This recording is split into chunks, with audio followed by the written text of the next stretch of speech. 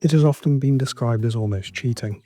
It is a true fire-and-forget weapon system with the ability to hit any target the Royal Air Force seeks to destroy.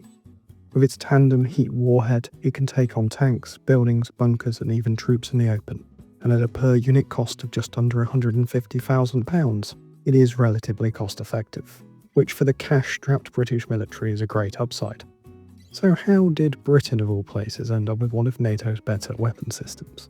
The story begins in the 1970s. The British, like every other country fighting the Cold War, is racing to be at the cutting edge of technology.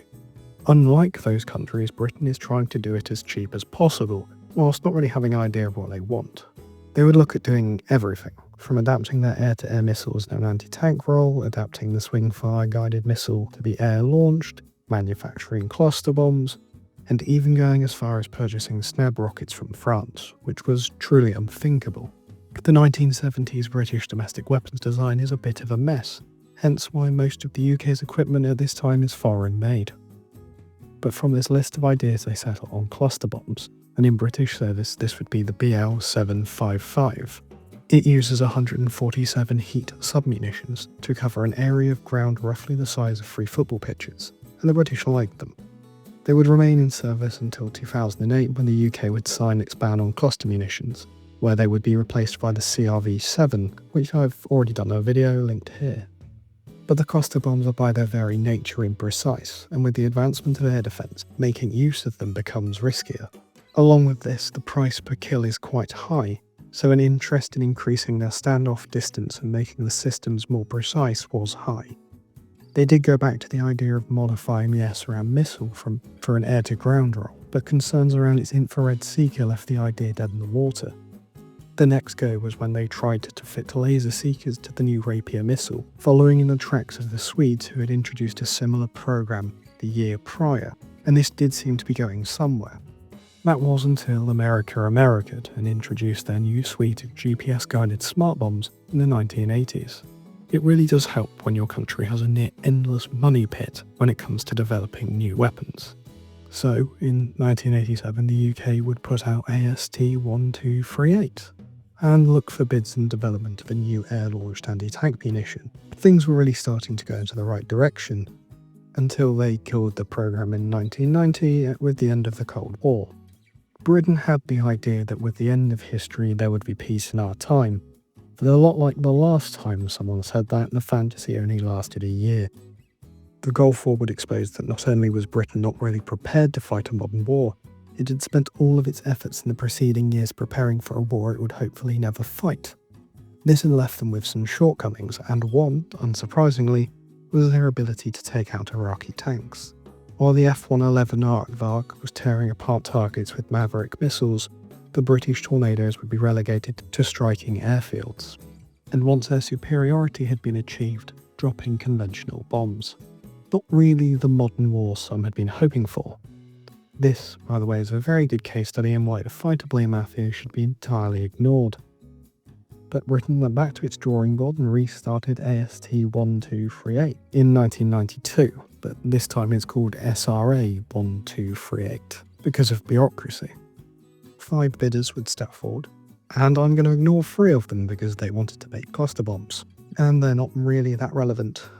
So the 2 that are left, BAE Dynamics and GEC Marconi, who would later become MBDA. BAE are back with their SRAM concept, but this time they'd be basing it off the ASRAM, which is the UK's current air-to-air missile. This would not be selected for all of the same reasons as last time, as it had a short range and a small warhead. You see, the ASRAM was built to be fast, because it targets planes, and planes are fast, but Russian tanks are slow. You don't need a missile that can travel at Mach 3. This left Marconi's bid, which was an upgrade package to the US Hellfire missile.